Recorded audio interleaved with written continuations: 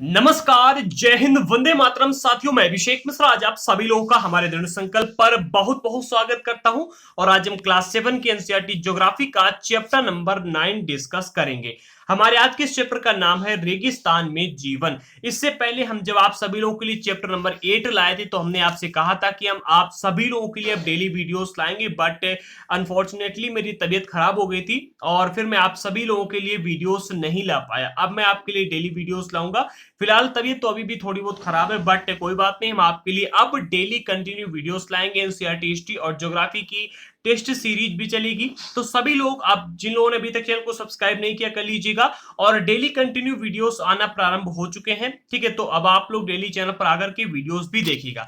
आगे बढ़ते हैं। अब अगर हम आज के चैप्टर की बात करें तो आज हम रेगिस्तान के विषय में जानकारी प्राप्त करेंगे। और अगर रेगिस्तान की बात की जाए तो ये देखिए शुष्क प्रदेश होते हैं, ठीक है, जिनकी विशेषताएं या तो अत्यधिक उच्च तापमान होगा या तो अत्यधिक निम्न तापमान होगा। और यहाँ की जो वनस्पति है वो विरल होती है, यानी कि बहुत दूर दूर पेड़ पौधे पाए जाते हैं, ठीक है।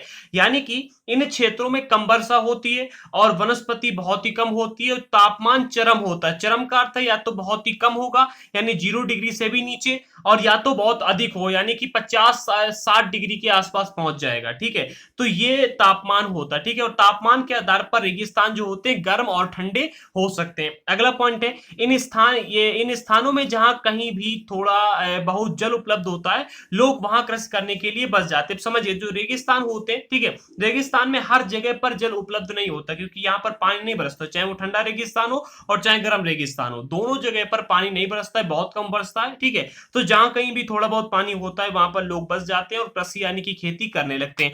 आगे बढ़ते हैं। अब चैप्टर में मैंने अभी आपको बताया कि हम दो प्रकार के रेगिस्तान डिस्कस करेंगे, एक ठंडा और एक गर्म, ठीक है। अब जो ठंडा रेगिस्तान है उसमें हम लेंगे लद्दाख को, जो अपने यहाँ पर पाया जाता है। लद्दाख ठंडा रेगिस्तान है, तो उससे हम बाद में डिस्कस करेंगे। और गर्म रेगिस्तान में हम डिस्कस करेंगे सहारा का रेगिस्तान, जो कि दुनिया का सबसे बड़ा, विश्व का सबसे बड़ा रेगिस्तान है, ठीक है। तो सबसे पहले हम गर्म रेगिस्तान सहारा को डिस्कस करते हैं। आइए देखते हैं कि इसमें क्या क्या इंपॉर्टेंट टॉपिक आपको मिलते हैं, इसकी विशेषताएं क्या है, ठीक है। तो यह उत्तर अफ्रीका के बड़े भूभाग पर फैला विश्व का सबसे बड़ा रेगिस्तान है। याद कर लीजिएगा, जो ये सहारा का रेगिस्तान है ये विश्व का सबसे बड़ा रेगिस्तान है। और दूसरी बात, ये उत्तर अफ्रीका के बड़े भूभाग पर फैला हुआ है, ठीक है। अगला पॉइंट, जो ये सारा रेगिस्तान है ये लगभग 5.54 लाख वर्ग किलोमीटर के क्षेत्र में फैला हुआ है। कितने? 5.54 लाख वर्ग किलोमीटर के क्षेत्र में फैला हुआ है। अगला पॉइंट, भारत का क्षेत्रफल जो है ये कितना है? ये 3.2 लाख वर्ग किलोमीटर। तो आप ये समझ सकते हैं कि भारत से भी 2-3 गुना लमसम बड़ा है ये रेगिस्तान, ठीक है। अब जो ये रेगिस्तान है सारा का, ये रेगिस्तान 11 देशों से घिरा हुआ है। कितने? 11 देशों से। अल्जीरिया, चाड, मिस्र, लीबिया, माली, मैरितानिया, मोरक्को, नाइजर, सूडान, ट्यूनिसिया और पश्चिमी सहारा, ये 11 देश हैं जिनसे ये सारा का रेगिस्तान पूरा घिरा हुआ है, ठीक है। अभी आप स्थिति को समझिएगा, बाकी आगे अभी मैं आपको सब कुछ इसके बारे में डिटेल में जलवायु, लोग, वनस्पति सब कुछ बताऊंगा, ठीक है। अगला पॉइंट है, जो सहारा मरुस्थल है यानी कि जो सहारा रेगिस्तान है, ये बालू की विशाल परतों से तो ढका हुआ है ही, साथ ही साथ क्या है कि यहाँ पर बजरी के मैदान भी पाए जाते हैं और नंगी चट्टानें भी पाई जाती है। देखिए, जब भी हम रेगिस्तान की बात करते हैं तो हमारे माइंड में एक चित्र सा बनता है, आपने देखा होगा। आप जब इमेजिन करते हैं तो सोचते हैं कि वहां पर भाई रेत ही रेत होगी, बालू ही बालू होगी, लेकिन ऐसा नहीं है। जो सहारा का रेगिस्तान है, जो सहारा मरुस्थल है, यहाँ पर रेत तो पाई जाती है, रेत के साथ ही साथ वहां पर नग्न चट्टानें होती हैं, जो कि जब धूप पड़ती तो काफी अत्यधिक गर्म हो जाती हैं, ठीक है। और वहां पर उत्थित पत्थर आप देख रही देखिए, उठे हुए पत्थर और नग्न चट्टानें, ऐसी चट्टानें वहां पर पाई जाती है, ठीक है। ये जो चट्टानें होती हैं सतह से कुछ स्थानों पर 2500 मीटर की ऊंचाई तक उठी हुई होती है, ऊंची होती है। अभी देख रहे कितनी ऊंची चट्टान यहाँ पर दिखाई जा रही है, तो ऐसी वहां पर होती हैं।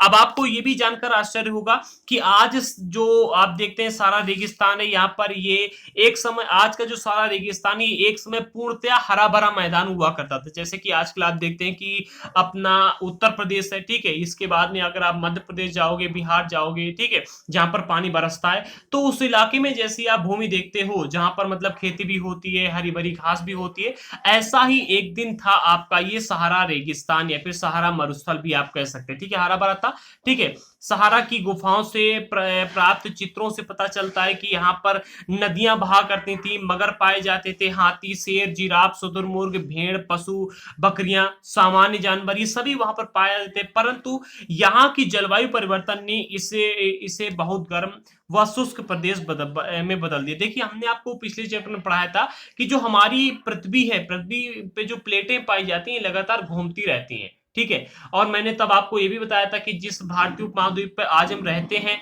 एक समय यहाँ पर बर्फ जमी हुई थी, पूरे भारतीय उपमहाद्वीप पर बर्फ जमी हुई थी और धीरे धीरे पिघल गई, यहाँ पर जीवन आ गया, ठीक है, हम लोग यहाँ पर रहने लगे। इसी प्रकार से जो सहारा का मरुस्थल है, यहाँ पर भी कभी ना कभी लोग रहते होंगे, यहाँ पर नदियां भी होंगी, पानी भी बरसता होगा, ठीक है, और मतलब घास फूस भी खूब होगी, हरा भरा मैदान होगा। लेकिन आज क्या है कि यहाँ पर जलवायु परिवर्तन हुआ, प्लेटें एक जगह से दूसरी जगह पर खिसक के पहुंची, और इससे क्या हुआ, यहाँ पर आप देख सकते हैं कि पूरा का पूरा क्या हुआ कि मरुस्थल बन गया, ठीक है। आगे बढ़ते हैं, मैप के माध्यम से थोड़ा समझ लीजिएगा। अभी मैंने आपको बताया कि जो अफ्रीका है, अफ्रीका में ही पाया जाता है, उत्तरी अफ्रीका में सारा का मरुस्थल पाया जाता है। ये आपका अफ्रीका वाला एरिया आ जाता है, ठीक है। और अफ्रीका के उत्तर में आप देखेंगे तो ये सारा मरुस्थल आपको देखने को मिलेगा, ठीक है। अब जो सारा मरुस्थल है, ठीक है, इसके इधर साइड आपको ये अटलांटिक महासागर देखने को मिलेगा, इधर आपको ये मिलेगा लाल सागर, और इधर आपको भूमध्य सागर देखने को मिलेगा, और ये आपका इधर मिलता है आपको यहाँ पर हिंद महासागर, ठीक है। अब जो ये सारा का मरुस्थल है, इसके आसपास पूरे 11 देश पाए जाते हैं, दिया गया ट्यूनीशिया, सूडान, चाड, नाइजर, माली, मैरितानिया, अल्जीरिया, लीबिया, मिस्र, ऐसे आपको यहाँ पर। इसके बाद ये देखो मोरक्को है, एक ये है, ठीक है। तो ये पश्चिमी सहारा, ये पूरे 11 देश यहाँ पर पाए जाते हैं, ठीक है। अब इसकी एक और विशेषता जानते हो क्या, ये जो पूरा का पूरा सारा मरुस्थल, आखिरकार ये मरुस्थल क्यों है, इसकी सबसे बड़ी अगर विशेषता देखोगे तो यहाँ से, कहां से, यहाँ पर क्या है कि एक नदी बहती है, ये जो अटलांटिक महासागर है, अटलांटिक महासागर में एक नदी बहती है, इसका नाम है कनारी जलधारा, ठीक है। ये जो कनारी जलधारा, ये बहुत ही ठंडी जलधारा है, और ठंडी जलधारा होने की वजह से यहाँ पर बाष्पन नहीं हो पाता है, और इसी वजह से यहाँ पर पानी नहीं बरसता है। और जब यहाँ पर पानी नहीं बरसेगा तो यहाँ पर भाई मतलब रेगिस्तान ही बन जाएगा, ठीक है। और कभी कभार मतलब पानी हल्का फुल्का थोड़ा बहुत बरसता भी है, तो क्या होता है कि वो पानी बरसा और अत्यधिक गर्मी होने की वजह से वो जलवाष्प में बदल करके बहुत ही जल्दी आसमान में उड़ जाता है। यहाँ पर आप डायरेक्ट पूरा देख सकते हैं, ये पूरे 11 देश दिए गए हैं, ठीक है। और यहाँ पर सहारा डेजर्ट देखने को आपको मिलेगा, ठीक है। आगे बढ़ते हैं, अगला पॉइंट मिलेगा सहारा की जलवायु कैसी है, जलवायु को भी समझिएगा। सहारा रेगिस्तान की जलवायु अत्यधिक गर्म एवं शुष्क है, ठीक है। यहाँ की वर्षा ऋतु अल्पकाल के लिए होती है, कि सहारा के रेगिस्तान में भी पानी बरसता है, लेकिन बहुत ही कम समय के लिए, अल्पकाल के लिए, या फिर आप कह सकते हैं कि ना के बराबर, ठीक है। यहाँ आकाश बादल रहित एवं निर्मम होते हैं, जो आकाश होते हैं वहां पर बादल नहीं होते। बादल क्यों नहीं होते, क्योंकि यहाँ पर पानी नहीं है, और जब पानी नहीं तो जलवाष्प भी नहीं होता है, बाष्पन नहीं होता, जब बाष्पन क्रिया नहीं होती है तो आसमान में यहाँ पर क्या है कि बादल पाए नहीं जाते, ठीक है। यही कारण है इसका। और ये मैंने आपको जब पिछले चैप्टर पढ़ाए थे तो बताया था कि जहां पर बाष्पन नहीं होता है वहां पर जो आकाश होता है बिल्कुल बादल रहित और निर्मम होता है। यहाँ नमी संचय होने की अपेक्षा तीव्र तेजी से बाष्पित हो जाती है। जी हाँ, अगर आप देखोगे अपने यहाँ पर पानी बरसता है तो थोड़ा बहुत नीचे का वाटर लेवल ऊपर आता है, ठीक है। अगर खूब पानी बरसता है तो वाटर लेवल ऊपर आता है। लोग कहते हैं कि नदियां बनाओ, नदियों से पानी वाटर लेवल ऊपर आता है, लेकिन यहाँ पर क्या है, सहारा के रेगिस्तान में पानी जो भी बरसता है वो तेजी से ऊपर चला जाता है, यानी कि बाष्पित होकर चला जाता है, वो वहां पर संचय नहीं होता है। अगला पॉइंट है दिन अविश्वसनीय रूप से गर्म होते हैं। दिन के समय जो तापमान होता है यानी कि टेम्परेचर जो होता है 50 डिग्री तक चला जाता है, कितने 50 डिग्री से ऊपर पहुंच जाता है, जिससे रेत एवं जो नग्न चट्टानें होती हैं वो अत्यधिक गर्म हो जाती हैं, और इसके ताप का विकिरण जो होता है ताप का विकिरण होने से चारों तरफ सब कुछ गर्म हो जाता है। देखिए समझिएगा, जब अत्यधिक वहां पर सूर्य का प्रकाश पड़ता है, ठीक है, सूर्य का प्रकाश तो दिन में अत्यधिक पड़ता ही पड़ता है, लेकिन जब सूर्य का प्रकाश पड़ता है तो क्या होता है कि चट्टानें बहुत गर्म हो जाती हैं, ठीक है, और इसी के साथ में रेत भी काफी गर्म हो जाती है, और क्या होता है ताप का जो विकिरण होता है वो चारों तरफ होने लगता है, और गर्मी वहां पर अत्यधिक फैल जाती है। इसलिए अगर आप कभी सहारा के रेगिस्तान में जाएंगे तो दिन में जो दोपहर का टाइम होता है तो आप बाहर निकल नहीं पाएंगे वहां पर, ठीक है, अत्यधिक गर्मी होती है। अगला पॉइंट, रातें अत्यधिक ठंडी होती हैं। देखिए एक बात विशेषता है, ये आप याद कर लीजिए, जितने भी गर्म रेगिस्तान है कहीं भी आप जाइएगा वहां पर दिन गर्म होगा और रातें ठंडी होंगी, ठीक है। तो रात में लोग वहां पर जो रहते हैं रजाई ओढ़ के सोते हैं, और दिन में क्या करते हैं, कपड़े पहन के घूमते हैं, ठीक है। दिन में ठंडा ढूंढते हैं और रात में गर्म ढूंढते हैं, ठीक है।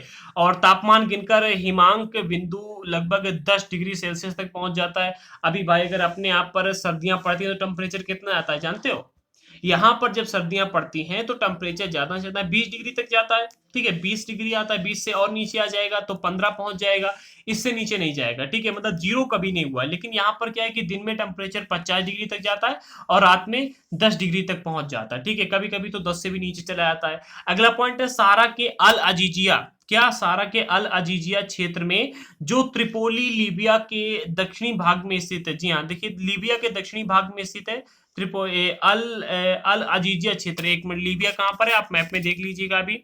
लीबिया आपका ये वाला, ठीक है, और इसके दक्षिणी क्षेत्र में एक स्थित क्षेत्र है, दक्षिण में एक स्थित क्षेत्र है जिसका नाम बताया गया अल अजीजिया क्षेत्र, ठीक है। एक है त्रिपोली, ठीक है, जो कि लीबिया के दक्षिण भाग में स्थित है। यहाँ का सबसे अत्यधिक तापमान 1992 में नापा गया है, जो कि 57.7 यानी कि 57.7 डिग्री सेल्सियस इतना मापा गया है।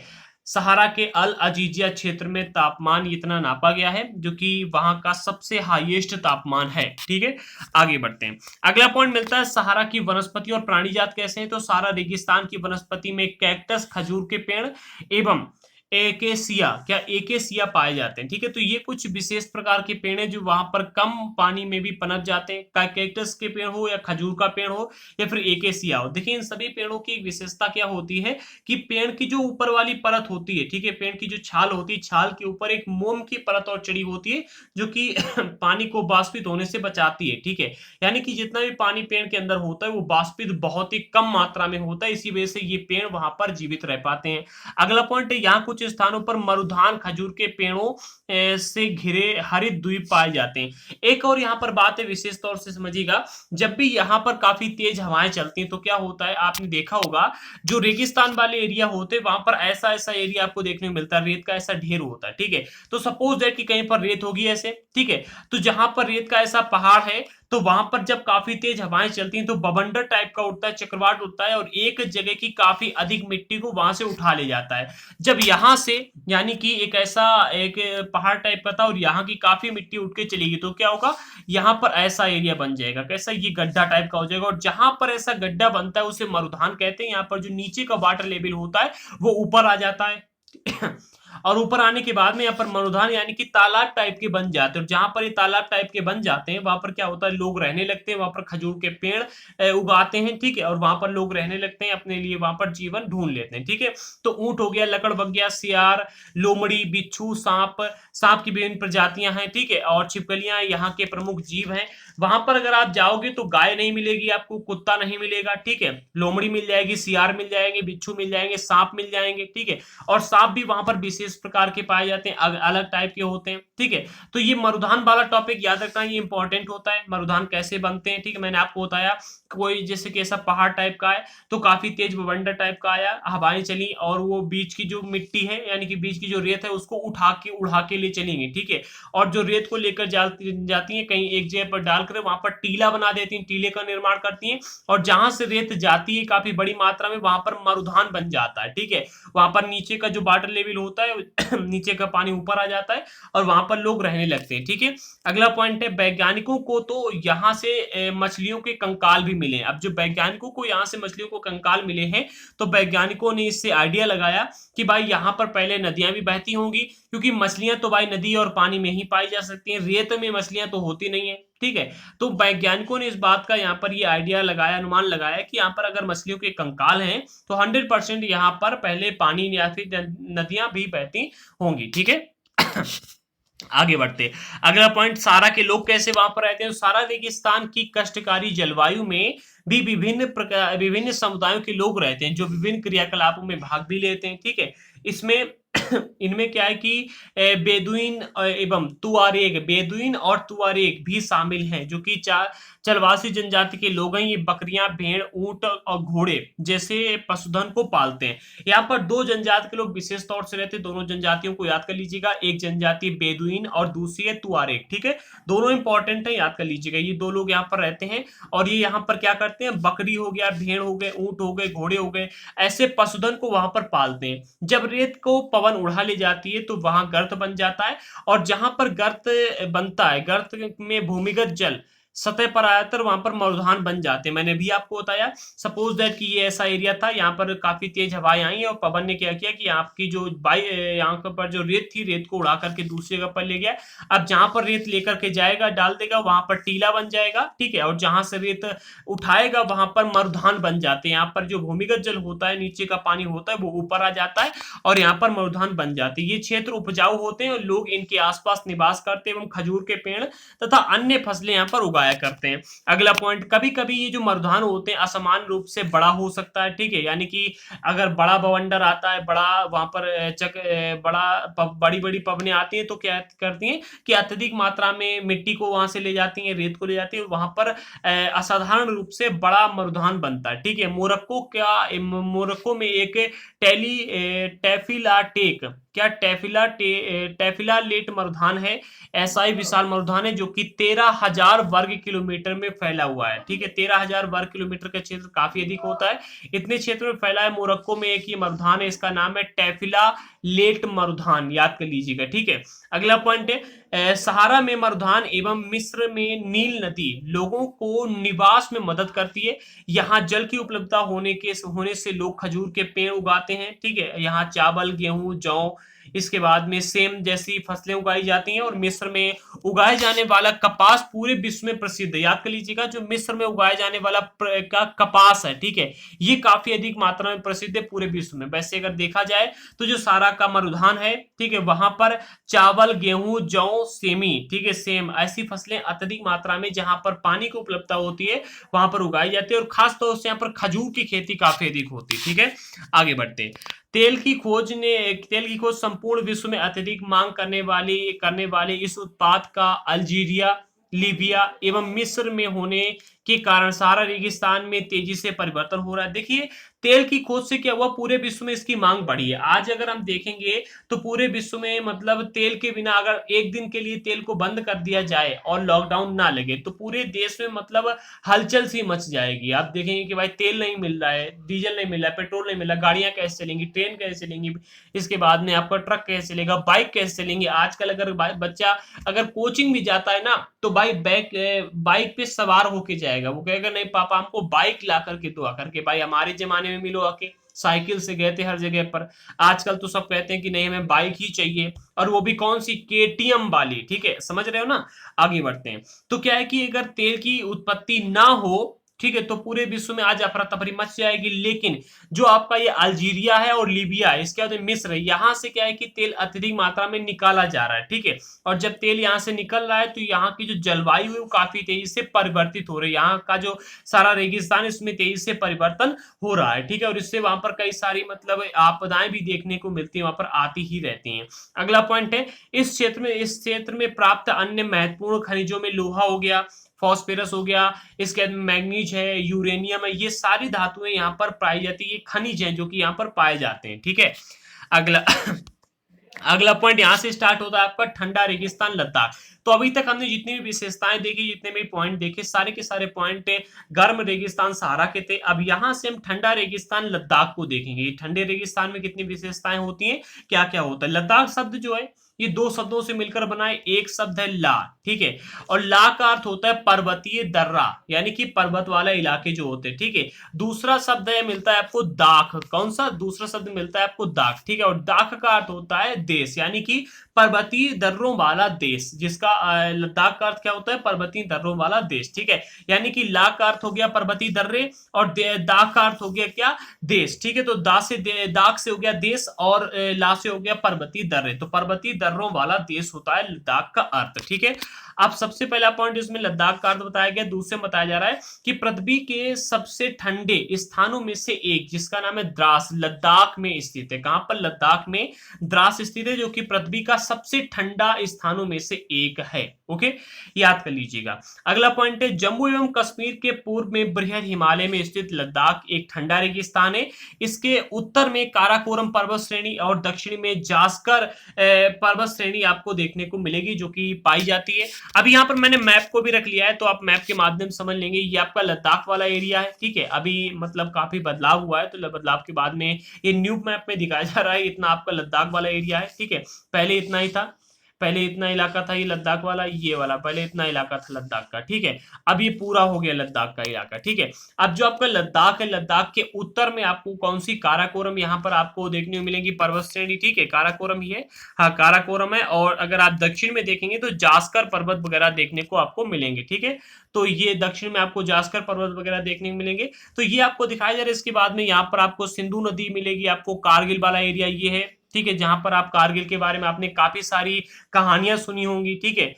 तो ये आपको लद्दाख देखने को मिल रहा है। और लद्दाख से होकर के अनेक नदियां बहती हैं, जिसमें आपकी सिंधु नदी है, ठीक है। ये नदियां जो है गहरी घाटियों में गहरी घाटियों एवं महाखड्ड यानी कि जो गर्ज होते हैं इनका निर्माण करती है। और लद्दाख में अनेक हिमानियां जैसे कि गैंगरी हिमानी पाई जाती, कई सारी हिमानियां पाई जाती हैं लद्दाख में, ठीक है। कई सारी नदियां ऐसे निकलती है, ये आपकी सिंधु नदी है, ये आपकी इंडस नदी है, ये आपकी आपको एक मिलती है सयोक नदी, ठीक है, ये आपकी एक और मिलती है सयोक नदी। तो ये नदियां यहाँ पर काफी अधिक मात्रा में पाई जाती हैं। अगला पॉइंट है लद्दाख की जो ऊंचाई, कारगिल में सबसे अधिक है। कारगिल में लद्दाख की अगर ऊंचाई देखोगे तो लगभग 3000 मीटर से लेकर के काराकोरम में 8000 मीटर तक की ऊंचाई तक पहुंच जाती है। और काराकोरम में सबसे अधिक ऊंचाई है, ठीक है। तो यहाँ पर 8000 मीटर तक की ऊंचाई पाई जाती है। और अधिक ऊंचाई के कारण यहाँ का की जो जलवायु है ये अत्यधिक शीतल है एवं शुष्क है। देखिए यहाँ पर क्या है, जब आप अत्यधिक ऊंचाई पर जाएंगे तो यहाँ पर वायु पतली पर हो जाती है, वायु की परत पतली होती है। और वायु की परत पतली होने की वजह से क्या है कि यहाँ पर सूर्य की जो किरणें पड़ती हैं जब, ठीक है, तो अगर आप वहां पर हैं और अपने अपने हाथ के ग्लव्स निकाल करके अगर आप देखोगे सूर्य की रोशनी में करोगे तो तीव्र मात्रा में आपको गर्मी महसूस होगी आपके हाथ पर, ठीक है। आगे बढ़ते हैं, अगला पॉइंट यहाँ पर और हाँ एक चीज और विशेषता है, चाहे वो आपका सारा रेगिस्तान हो और चाहे आपका लद्दाख वाला रेगिस्तान हो, दोनों जगह पर क्या है कि पानी बहुत कम बरसता है, ठीक है। पानी मतलब यहाँ पर तो बरसता ही नहीं है, इस वजह से क्या है कि यहाँ पर हमेशा शुष्क बना रहता है, यहाँ के जो मौसम है वो शीतल एवं शुष्क रहता है। अगला पॉइंट है, इस ऊंचाई पर वायु की पतली परत होती है जिससे सूर्य की गर्मी की अत्यधिक तीव्रता महसूस होती, मैंने अभी आपको बताया। अगला पॉइंट है ग्रीष्म ऋतु में, यानी कि ग्रीष्म ऋतु का जो समय होता है, यहाँ पर गर्मियों के समय जो तापमान होता है 0 डिग्री सेल्सियस से कुछ ही अधिक हो पाता है, इससे ज्यादा ऊपर नहीं जाता है। 0 डिग्री से ज्यादा 1 डिग्री आ गया, 2 आ गया, इससे ऊपर नहीं जाता है, ठीक है। एवं जो रात का तापमान होता है यहाँ पर -30 डिग्री सेल्सियस तक पहुंच जाता है, इससे भी नीचे हो जाता है, ठीक है। अगर हम बात करते हैं शीत ऋतु की, ठीक है, तो शीत ऋतु में ये बर्फीला ठंडा हो जाता है, ये बर्फीला इलाका जो होता है ठंडा हो जाता है, ठीक है। और तापमान लगभग हर समय यहाँ पर 40 डिग्री सेल्सियस -40 डिग्री सेल्सियस से भी नीचे चला जाता है, ठीक है। तो ये इसकी विशेषता, यहाँ पर -40 डिग्री सेल्सियस होगा, मैं बाद में करेक्शन कर दूंगा, ठीक है। अभी आप यहाँ पर -40 डिग्री सेल्सियस ही समझिएगा। आगे बढ़ते हैं, अगला पॉइंट है, चूंकि ये हिमालय के वृष्ट छाया क्षेत्र में स्थित है, कहां पर, वृष्ट छाया क्षेत्र में स्थित है, अतः यहाँ पर सूर्य यहाँ वर्षा बहुत ही कम होती है, यानी कि हिमालय के पास में स्थित है, ठीक है। वहां पर अगर बादल जाते भी हैं, ठीक है, तो वहां पर क्या है कि मतलब पर्वतों से टकरा करके वापस आ जाते हैं, ठीक है। तो पर्वत है अत्यधिक मात्रा में और हिमालय के वृष्ट छाया क्षेत्र में ये स्थित है, इस वजह से यहाँ पर क्या है कि वर्षा बहुत कम होती है, मुश्किल से 10 सेंटीमीटर प्रति वर्ष होती है। 10 सेंटीमीटर कितना होता है आप देख लीजिएगा, ठीक है। अगला पॉइंट है, लद्दाख को खान पान चान भी कहा जाता है ना, सॉरी खापा चा भी कहा जाता है, जिसका अर्थ होता है हिम भूमि। हिम हिम का मतलब आप समझ रहे हैं, हिम का मतलब होता है ठंडी, ठंडा यानी कि बर्फ वाला, ठीक है। तो बर्फ की भूमि भी कहा जाता है लद्दाख को, जिसे आप खापा चा भी कह सकते हैं। तो अगर आपसे इस टॉपिक पर प्रश्न पूछा जाता है कि लद्दाख को खापाचा कहा जाता है, खापाचा का अर्थ बताइए, ठीक है, या फिर लद्दाख को खापाचा क्यों कहा जाता है, या फिर खापाचा का अर्थ क्या होता है, ऐसे बताइए, तो आप खापाचान, ठीक है, तो आप इसका अर्थ हिम भूमि याद कर लीजिएगा, ये इंपॉर्टेंट टॉपिक है। अगला पॉइंट मिलता है, चीरू या तिब्बती एंटीलोप एक विलुप्त प्राणी जीव है, इसका शिकार शाहतूत नामक इसके ऊन के लिए किया था। देखिए एक ये जीव है जिसका नाम है तिब्बती एंटोलिपो, ठीक है। अब एंटीलोप, ठीक है, ये जो जीव है इसकी विशेषता क्या है कि इससे एक ऊन प्राप्त होती है, और जो ऊन होती है काफी वजन में हल्की होती है और अत्यधिक गर्म होती है, ठीक है। अब जब ये ऊन अत्यधिक गर्म होती है और हल्की होती है तो हर व्यक्ति इसके ऊन से बने हुए कपड़े पहनना पसंद करता है, इसीलिए इसका शिकार बड़ी मात्रा में होता है। और जब शिकार बड़ी मात्रा में हुआ तो आज ये विलुप्त प्राणी है, यानी कि बहुत ही कम पाया जाता है, ये देखने को नहीं मिलता है जल्दी, ठीक है। और इससे जो ऊन पाई जाती है उस ऊन का नाम है शाहतूत। क्या नाम है? शाहतूत, याद कर लीजिएगा। आगे बढ़ते हैं, ठंडा रेगिस्तान लद्दाख की जो वनस्पति और प्राणी जात है इसको भी समझिएगा। यहाँ उच्च शुष्कता के कारण वनस्पति विरल है, यानी कि यहाँ पर वाष्पन तो बिल्कुल है ही नहीं, ठीक है। इसी वजह से यहाँ की जो वनस्पति वो काफी विरल है, यानी कि बहुत ही बेहरी पाई जाती है, बहुत ही दूर दूर पेड़ आपको पेड़ देखने को मिलेंगे, पास पास पेड़ नहीं मिलेंगे, ठीक है। पास पास पेड़ नहीं मिलेंगे यहाँ पर। और क्या है, यहाँ जानवरों के चरने के लिए कहीं कहीं पर घास एवं छोटी झाड़ियां देखने को मिलती हैं। हर जगह पर घास छोटी झाड़ियां यहाँ पर नहीं होती हैं, तो कहीं कहीं पर ही ये देखने को मिलता है। घाटी में सरपत यानी कि विलो एवं पॉलवर के उपवन देखे देखे जा सकते हैं। यहाँ पर दो ये वृक्ष आपको दिखाए जा रहे हैं, एक आपको मिलता है सरपत और दूसरा है पॉलवर, ठीक है। सरपत को आप लोग विलो भी कह सकते हैं, ठीक है। ये दो प्रकार के उपवन है जो यहाँ पर आपको देखने को मिलते हैं। ग्रीष्म ऋतु में सेब, खुबानी एवं अखरोट जैसे पेड़ पल्लवित होते हैं, यहाँ पर ये बढ़ते हैं, निकलते हैं, ठीक है। तो कौन कौन से हो गए, एक तो सेब हो गया, दूसरा खुबानी हो गया और तीसरा अखरोट हो गया। अगला पॉइंट मिलता है क्रिकेट का सबसे अच्छा बल्ला जिसका नाम है क्रिकेट के बल्ले के तो कई सारे नाम होते हैं, ठीक है। तो क्रिकेट का सबसे अच्छा बल्ला सरपत के पेड़ की लकड़ी से बनता है, जिसे विलो भी कहते हैं। सबसे अच्छा बल्ला जो बनता है सरपत के पेड़ की लकड़ी से बनता है। अगर आपसे प्रश्न पूछा है कि क्रिकेट का बल्ला सबसे अच्छा बल्ला किसकी लकड़ी से बनता है, तो सरपत के पेड़ की लकड़ी से बनता है, जिसे आप लोग विलो भी कह सकते हैं, ठीक है। अगला पॉइंट है लद्दाख में पक्षियों की विभिन्न प्रजातियां नजर आती हैं, जैसे कि यहाँ पर एक रॉबिन हो गया, ठीक है, और रेडी स्टार्ट हो गया, तिब्बती स्नोकॉक हो गया, ठीक। इसके बाद में रेवेन हो गया, हुप हो गया। यहाँ पाए जाने वाले सामान्य पक्षी हैं ये, और इनमें यहाँ के जो प्राणी हैं कुछ प्रवासी पक्षी भी यहाँ पर पाए जाते हैं, ठीक है। इनमें से कुछ प्रवासी भी हैं, वैसे ये यहाँ पर मुख्य रूप से पाई जाने वाली प्रजातियां हैं जो कि नजर आती हैं। अगला पॉइंट है लद्दाख के पशुओं में जंगली बकरी, जंगली भेड़, याक, विशेष प्रकार से यहाँ पर कुत्ते बहुत पाए जाते हैं, ठीक है। तो ये यहाँ की विशेष प्रकार की वन्य जीव है जो कि यहाँ पर जीव पाए जाते हैं। अगला पॉइंट है इन पशुओं को दूध, मांस एवं खाल प्राप्त करने के लिए पाला जाता है। इन पशुओं से वो लोग दूध, मांस, खाल प्राप्त करते हैं, और याक के दूध का उपयोग पनीर एवं मक्खन बनाने के लिए किया जाता है, ठीक है। जो याक होता है, मैंने जब इसके पढ़ा था तभी मुझे पता चला, इससे पहले मुझे नहीं पता था कि याक भाई दूध भी देता है।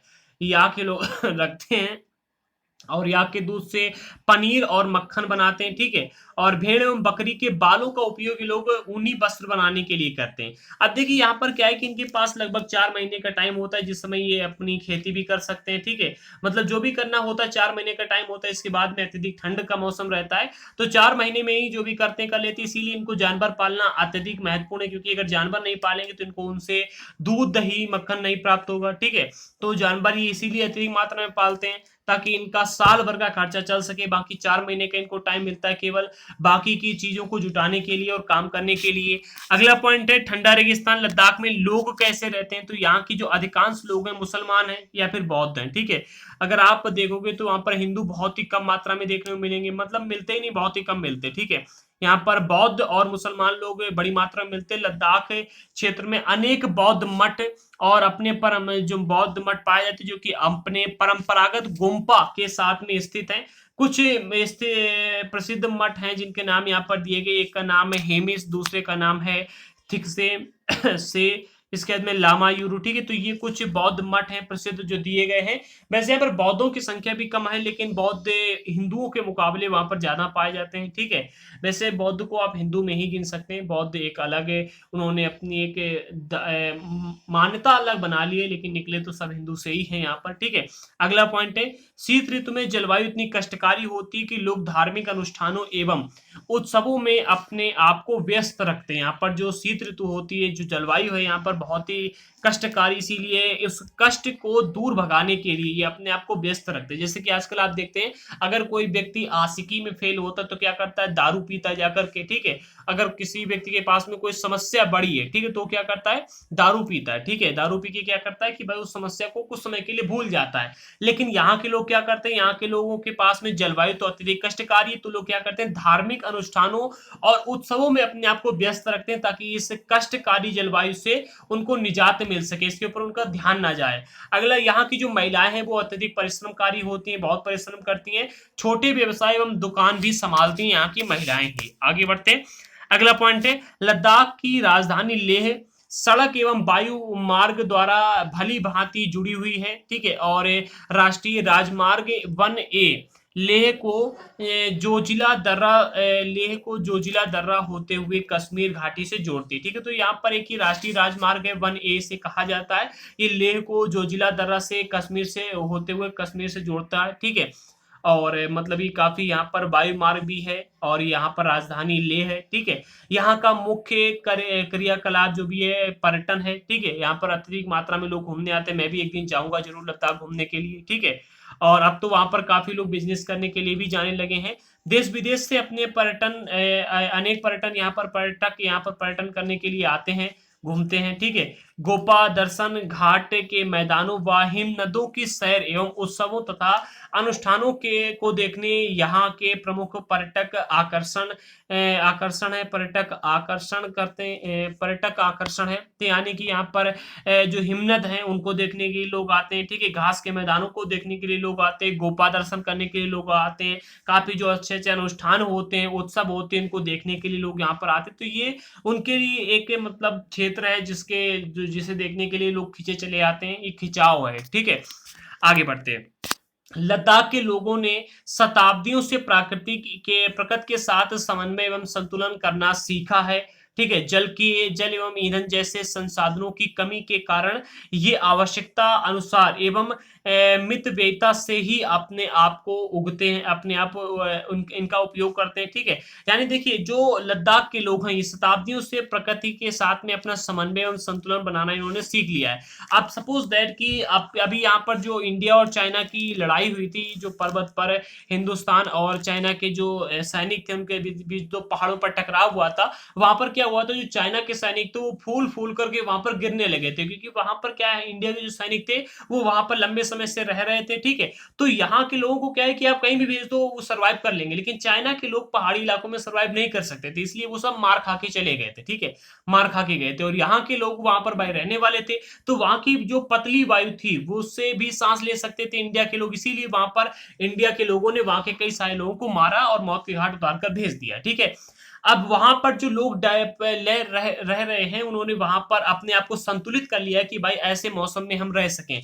अदरवाइज अगर आप वहां पर जाएंगे रहने के लिए तो आपको वहां पर रहना सीखना पड़ेगा, धीरे धीरे वहां के मौसम के अनुसार से अपने शरीर को ढालना पड़ेगा। ठीक है, तो वहां की जैसी प्रकृति उसके अनुसार वहां के लोगों ने अपने आप को मतलब संतुलित कर लिया है, वहां पर वैसा ही अपने आप को मिला लिया है, जैसा देश वैसा भेष बन गए सब। ठीक है, जल और ईंधन जैसे संसाधनों की कमी है वहां पर, इसके कारण से आवश्यकता अनुसार एवं मितव्ययिता से इनका उपयोग किया जाता है। वहां पर बहुत ही किफायत से लोग रहते हैं और कुछ भी व्यय नहीं करते, जैसे कि आजकल आप लोग क्या करते हैं, यहाँ पर भाई मतलब कहते हैं ना कि भाई बाप कमा रहा है हमारा, ठीक है, और पैसा बर्बाद करते थे। तो वहां के लोग पैसा बर्बाद नहीं करते, जानते हो क्यों? क्योंकि वहां पर इनकम का साधन बहुत ही कम है, वहां पर लोग घूमने आते हैं, पर्यटन सबसे बड़ा साधन है इनकम का। और दूसरा 4 महीने का टाइम मिलता है उनको गर्मियों के टाइम पर, जिसमें वो कुछ भी कर सकते हैं। सर्दी के टाइम पर तो वहां पर -30-40 डिग्री तक तापमान चला जाता है, तो मतलब काफी मुसीबत हो जाती है। मनाली लेह राजमार्ग 4 दर्रों से गुजरता है। ठीक है, रोहतांग ला बारालाचा ला, इसके बाद में लुनगा लाचा ला एवं टंग लंग ला। जो ये राजमार्ग केवल जुलाई से सितंबर के बीच में खुलता है, जो कि बर्फ का मार्ग है, इसके बाद में बर्फ से ढका रहता है। ये कुछ मार्ग हैं जिनके नाम यहाँ पर बताए गए हैं, 1 2 3 मार्ग यहाँ पर बताए हैं। ठीक है, 3 नहीं 4 मार्ग हैं, हाँ, एक ये 1 2 3 4। ठीक है, तो ये 4 मार्ग ऐसे हैं जो कि जुलाई से लेकर के सितंबर के महीने तक केवल खुले रहते हैं। इसके बाद में सर्दियों का मौसम आ जाता है, तो सर्दी के मौसम आने पर क्या होता है, ये मार्ग बंद कर दिए जाते हैं, क्योंकि यहाँ पर बर्फ बिल्कुल ढकी ही रहती है। ठीक है, तो ये कुछ इस चैप्टर के इंपॉर्टेंट टॉपिक थे जो कि मैंने आपको बता दिए। और जिन लोगों को एनसीईआरटी के नोट्स लेने, अभी कभी आप सफलता मंत्र ऐप को डाउनलोड करें, सफलता मंत्र ऐप पर आपको हमारे एनसीईआरटी के नोट्स मिल जाएंगे। अभी हम वहां पर एनसीईआरटी क्विज भी लाने वाले हैं जो कि फ्री होगी, तो आप ऐप को तो डाउनलोड करके नोट्स को परचेज कर ही लीजिएगा। हाँ, एनसीईआरटी हिस्ट्री में एनसीईआरटी हिस्ट्री के एमसीक्यू टाइप नोट्स भी ऐड करने वाले हैं, तो आप सभी लोगों के लिए वो थोड़ा सा फायदेमंद होगा। आप जाकर के अभी परचेज कर लीजिएगा। अभी प्राइस 400 है, आगे बढ़ भी सकता है, कुछ कह नहीं सकते हम। ठीक है, तो आपके लिए वैसे नोट्स हमने बनाए हैं। ज्योग्राफी के नोट्स अपलोड कर दें क्या, बताइए कमेंट बॉक्स में कितने लोग लेने वाले हैं, बताइएगा, इसके बाद में हम अपलोड करते हैं। ठीक है, और हिस्ट्री के एनसीईआरटी एडवांस कोर्स हमारे दूसरे चैनल पर चल रहा है, जिसकी प्लेलिस्ट आपको हमारे इसी चैनल के फ्रंट पेज पर मिल जाएगी, वीडियोस देखने को मिल जाएंगे, तो आप जाकर के देख सकते हैं। वैसे वो वीडियोस थोड़े से ज्यादा एडवांस हैं। एनसीईआरटी ज्योग्राफी की अगली क्लास कब लाई जाए जरूर बताना। मिलते हैं अगले वीडियो के साथ में। हाँ, जो लोग नए हैं सब्सक्राइब कर लीजिएगा, जिन्होंने नहीं किया है अभी कर लीजिएगा, और इंस्टाग्राम पर फॉलो कर लीजिएगा, लिंक डिस्क्रिप्शन बॉक्स में दी गई है। मिलते हैं अगले वीडियो के साथ में, तब तक के लिए जय हिंद साथियों।